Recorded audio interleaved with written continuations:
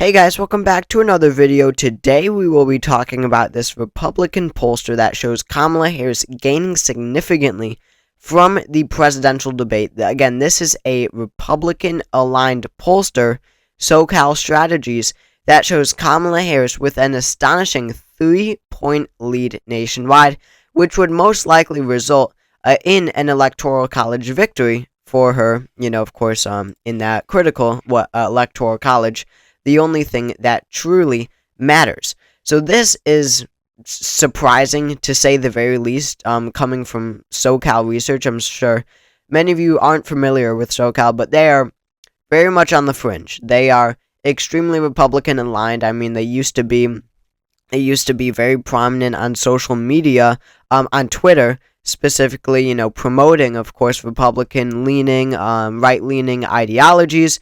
But of course, since then, since they've become a supposedly legitimate pollster, they have kind of taken a break from that. But I mean, don't take my word. I mean, this is a very common common consensus stuff on Twitter, as you can see here. I mean, the literal first reply.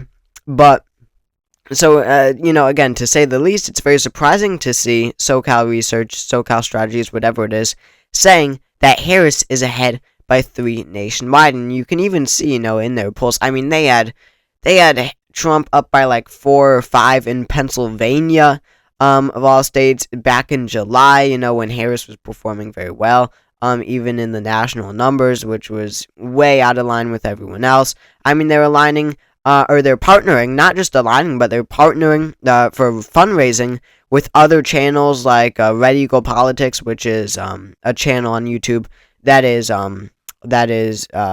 admittedly Republican leaning. Not just that, I believe he said that he is biased towards the Republican Party. He has a bias towards the Republican Party. He literally said that, so you can just see, on point, very similar. But you can just see SoCal Research or Strategies, partnering with these companies to fundraise for a poll.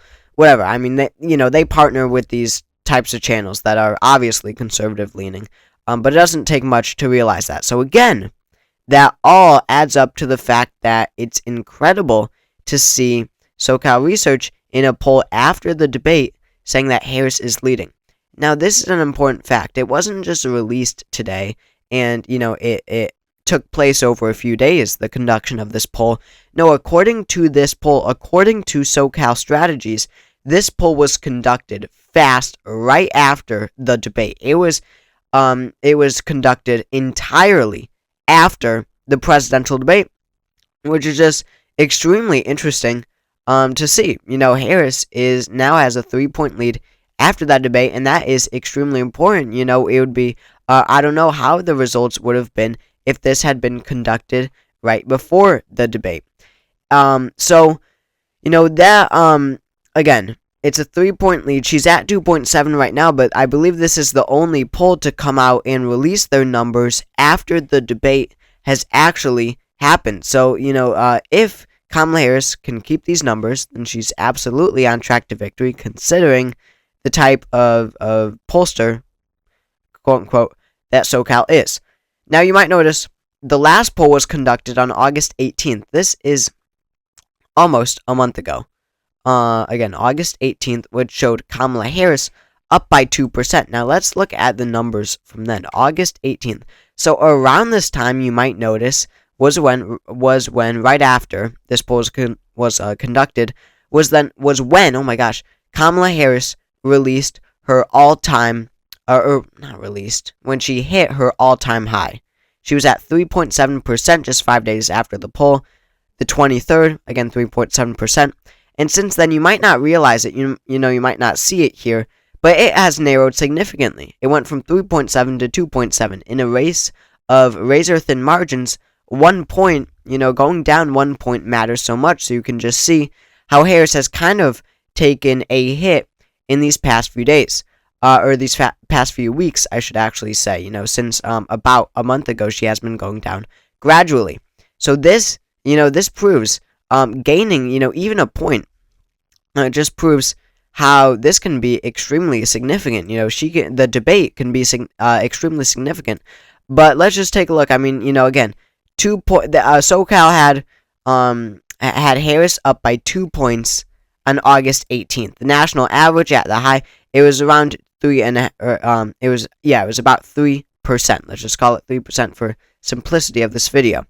So they were, whoops, wrong tab. They were about 1 point off. They said she was up by 2. The national average said she was up by 3. So they were about a point off, we'll say underestimating Harris, of course, compared to the national average.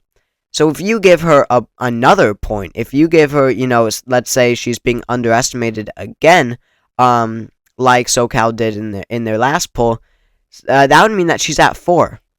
So then if you're at 4, and, that's what the national average is, of course, you're gaining 1.3% in each state. That's huge. I mean, I shouldn't say that. It wouldn't be even 1.3% gain in each state, of course, but it would be about that, of course, in every battleground state. And it doesn't seem like a lot, but it would be extremely important. I mean, she would hit her all-time high in the national polling. And I mean, just take a look at Arizona. Trump is ahead on average by 0.8%. This is a race of razor-thin margins. Another 1.4% for Kamala Harris. That puts her over the top in Arizona. She's down in Georgia by 0.6, another razor-thin margin, with 1.4% added to her column. Then she takes the win in Georgia, and these are lean margin victories. Arizona would be tilt, Georgia would be lean. Going further, you've got a state like North Carolina, let's go to. Harris is already ahead. She's expanding her lead to 1.6% if she's gaining that critical 1.4%. It's more, it's deeper in her column. 0.2% lead is basically nothing. It's about 50-50 chance for each. 1.4% lead is small, but it certainly isn't nothing. You've got Michigan. She's ahead by 1.8, and you've got Wisconsin. She's ahead by 2.8. She already looks very good in these states, but another 1.4%, it absolutely solidifies her victory in some of these states. I mean, Wisconsin is almost a likely margin there if we're basing it off of polling. Then you've got, Nevada. She's ahead by 0.1. Literally, she's ahead by 0.1. Now imagine how much better, what better of a position she would be in. This is a perfect example. Imagine how much better of a position she would be in if she had another 1.4% gain after the debate under her belt. That's a 1.5% victory. She's never been in the state. Just look at that. She has never had a 1.5% lead in Nevada, and I'm sure she hasn't in many of the other battleground states as well. That just goes to show how important some of these states are. You've got Pennsylvania, too, the most crucial battleground state. She's only ahead by 0.7. Plus 1.4, that's over a 2-point margin there. You've got Texas, which gets a little closer, and you've got Florida. Florida narrows up significantly, almost a 2-point victory for Donald Trump, lean margins in both states. So then you come to a reality where Kamala Harris and Tim Walz win every single state that Joe Biden did in 2020, plus another 16 electoral votes in the state of North Carolina. She matches Biden and gains North Carolina. This is the reality that we are approaching. If numbers like this continue to hold true, if we have, Republican pollsters like SoCal saying that Harris is ahead by 3 in the popular vote, that almost certifies her victory. Right now, after the debate, yes, things will change because debates and events and stuff like this all wear off, right, at some point. The election is months away. Voters will, to some extent, whether it's a lot or not, they will, to some extent, forget about this debate. So it's all a matter of, how much will this debate matter? If the election were held tomorrow and this was fresh in people's minds, then, yeah, I think that it wouldn't really even be that close. 59 million viewers tuned in to that debate. And I really, again, if my prediction right now is probably Harris matches Biden's numbers. I don't think that she carries North Carolina right now. I think that's the one that I'm debating. It's going to be so incredibly tight, but I don't know. It's about 50-50 there. But if the election were held tomorrow, I think she would win.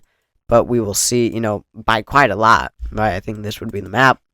But we will see how this changes. So thank you all for watching this video. If you enjoyed, make sure to subscribe down below. We're trying to get to 10,000 subscribers.